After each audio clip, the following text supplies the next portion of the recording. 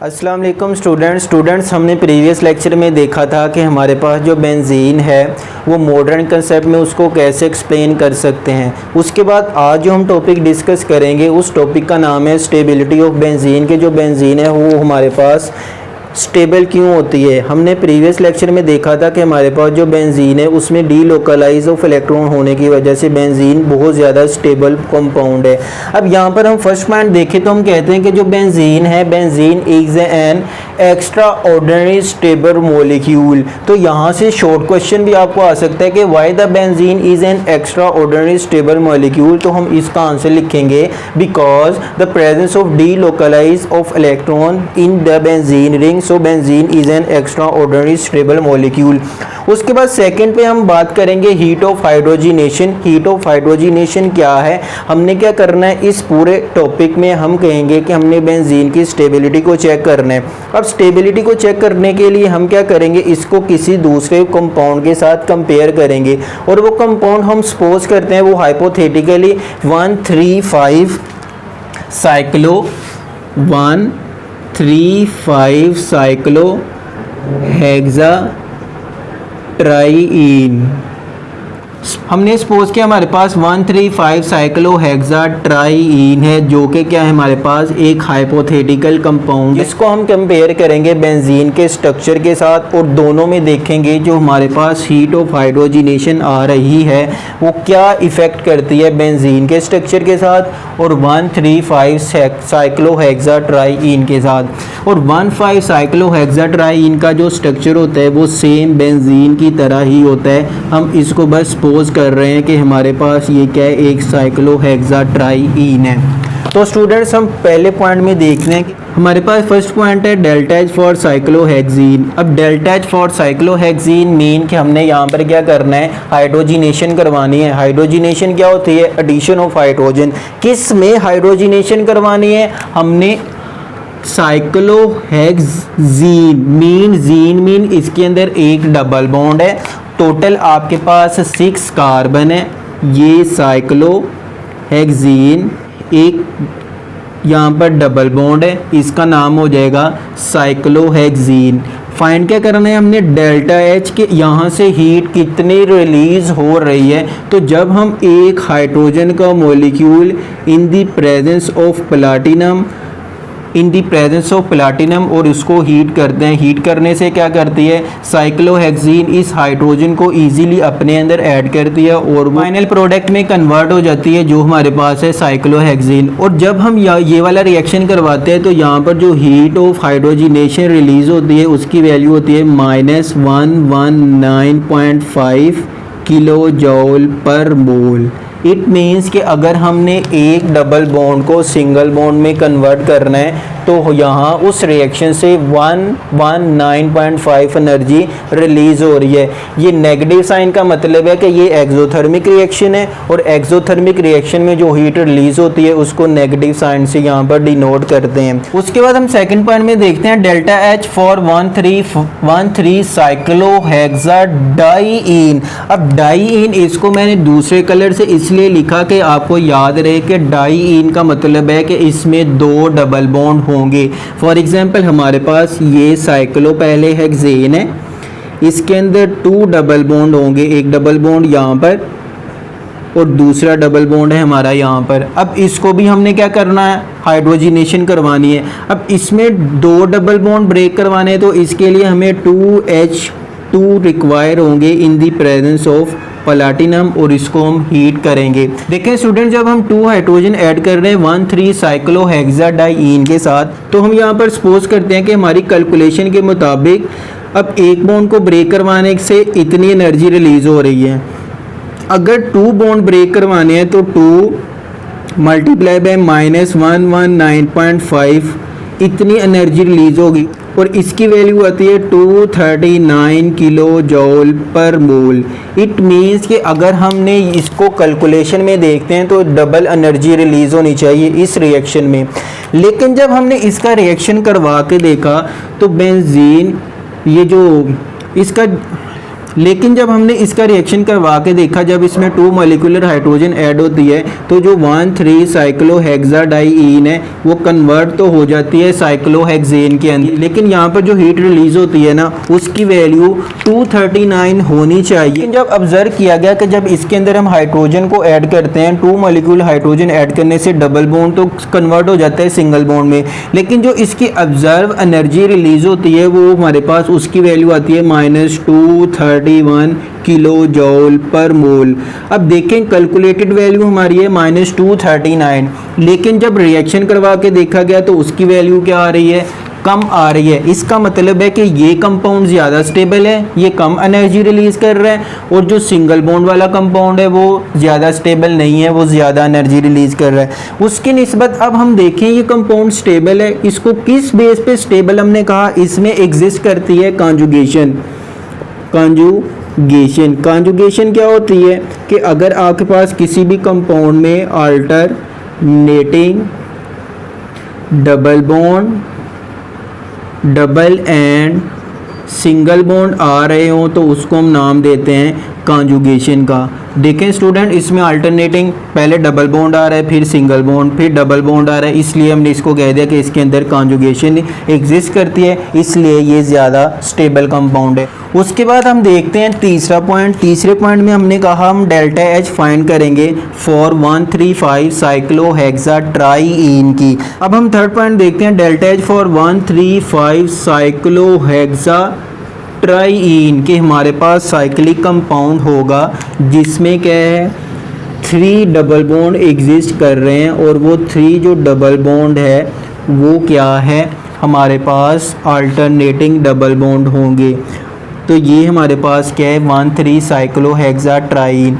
इसका अगर मैं दूसरा नाम लिख दूँ बेंजीन तो कोई फ़र्क नहीं पड़ेगा, क्यों, बेंजीन का स्ट्रक्चर भी यही होता है। सपोज करें 135 साइक्लोहेक्साट्राईन के अंदर अगर मैं हाइड्रोजन को ऐड करता हूँ तो ऐड करने से क्या होगा, 3 मॉलिक्यूल ऑफ हाइड्रोजन यहाँ पर ऐड होंगे। जब 3 मॉलिक्यूल ऑफ हाइड्रोजन ऐड होंगे in the presence of platinum तो बेंजीन, अब सपोज करें ये आपके पास बेंजीन ही है, बेंजीन, इसके अंदर आप ऐड कर रहे हैं 3 hydrogen molecule in the presence of platinum. जब इसका रिएक्शन करवाया गया वो कन्वर्ट तो हो चुका हमारे पास साइक्लोहेक्सेन के अंदर। जब वो साइक्लोहेक्सेन में कन्वर्ट हुआ तो इसकी जो हीट ऑब्जर्व की गई वो बिल्कुल सरप्राइज थी। कैलकुलेशन के मुताबिक वो 3 मल्टीप्लाई बाय -119.5, और इसको अगर हम मल्टीप्लाई करके देखते हैं तो इसका आंसर आता है 358.5 किलो जॉल पर मोल।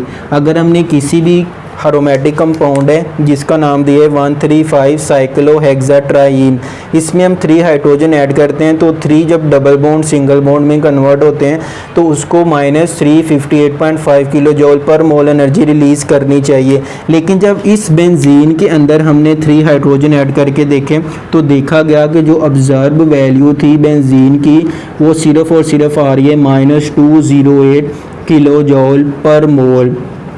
इट मीन्स कि बेंजीन क्या है, स्टेबल कंपाउंड है। हमने पहले भी बात की थी कि जब एक बॉन्ड है तो वो क्या है, स्टेबल नहीं है। जैसे जैसे डबल बॉन्ड आ रहे हैं, इसमें 2 आ चुके हैं, ये ज़्यादा स्टेबल है। इसमें 3 बॉन्ड आ गया, ये उससे भी ज़्यादा स्टेबल है। इट मीन्स कि इसमें कॉन्जुगेशन इससे भी ज़्यादा है, इसलिए जो बेंजीन है वो मोर स्टेबल कंपाउंड है, जिसको हमने शुरू में कहा था कि जो बेंजीन है वो हमारे पास एक्स्ट्रा ऑर्डिनरी स्टेबल मॉलिक्यूल है। तो हमने फर्स्ट पॉइंट में देखा जो डेल्टा एच आ रही है वो -119.5 है।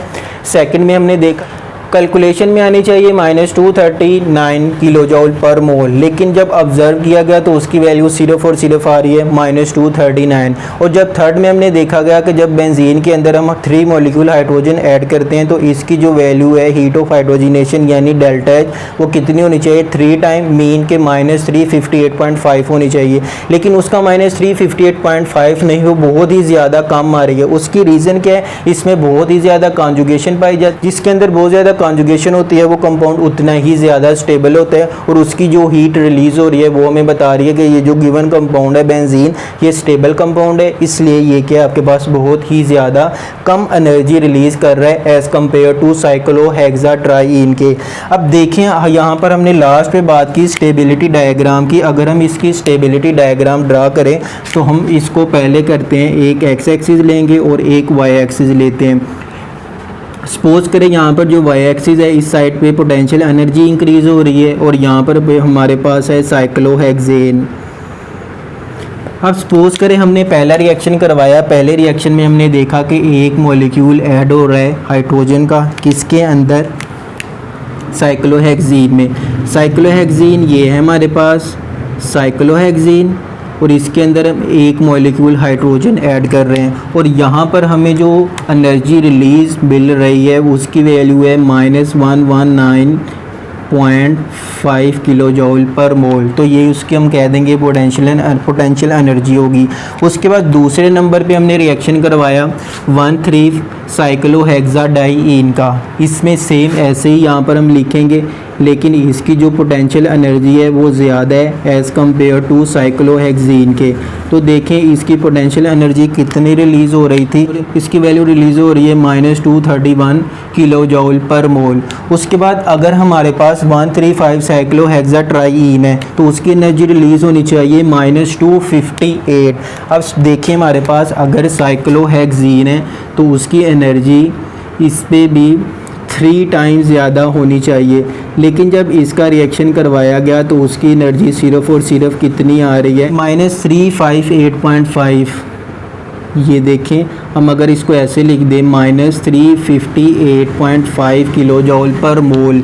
लेकिन जब हमने बेंजीन का रिएक्शन करवा के देखा तो वो सिर्फ और सिर्फ जो हीट रिलीज़ कर रही है वो -208 है। इट मीन्स कि जो बेंजीन है उसमें और जो साइक्लोहेक्सेन है उसमें एनर्जी का बहुत ही ज़्यादा गैप है और इस गैप को, जो एनर्जी का गैप है, इसको हम नाम देते हैं, इसको नाम दिया जाता है रेजोनेंस एनर्जी का। तो लास्ट में हमने कहा था रेजोनेंस एनर्जी क्या है, तो रेजोनेंस एनर्जी को हम यूँ डिफ़ाइन कर सकते हैं। देखिए स्टूडेंट, जो रेजोनेंस एनर्जी होती है उसको हम यूँ डिफ़ाइन कर सकते हैं, the difference of energy.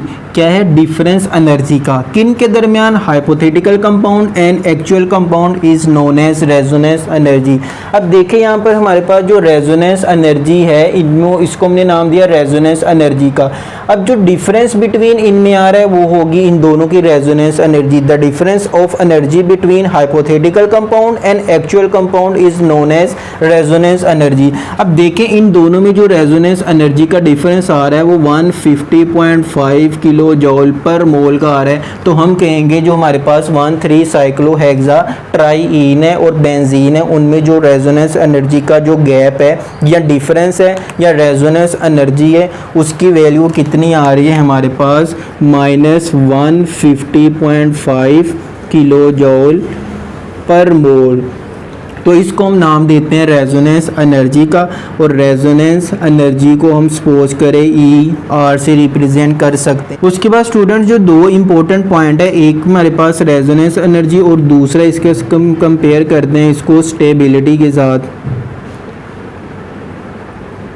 Stability और रेजोनेंस का आपस में क्या रिलेशन है, स्टेबिलिटी और रेजोनेंस एक दूसरे के डायरेक्टली प्रोपोर्शनल है। जितनी ज़्यादा रेजोनेंस एनर्जी होगी उतना ही ज़्यादा वो स्टेबल भी कंपाउंड होगा। जैसे हमने यहाँ पर देखें हमारे पास 150.5 किलो जूल पर मोल एनर्जी रिलीज़ हो रही है बेंजीन में और 135 साइक्लोहेक्साट्राईन में कितनी एनर्जी रिलीज़ होनी चाहिए -358। तो दोनों में एनर्जी का जो गैप है वो ज़्यादा है, इसलिए ये ज़्यादा स्टेबल कंपाउंड है। इसलिए हम कह सकते हैं कि जो बेंजीन है वो रेजोनेंस का फिनोमिना शो करती है। जब वो रेजोनेंस का फिनोमिना शो करती है तो वो उसमें जो इलेक्ट्रॉन है वो डीलोकलाइज होते हैं, वो पूरे रिंग में मूव करते हैं। जब वो पूरे रिंग में मूव करते हैं तो उसको हम नाम देते हैं कि वो बहुत ही ज़्यादा स्टेबल कंपाउंड हो जाते हैं due to the delocalization of electron.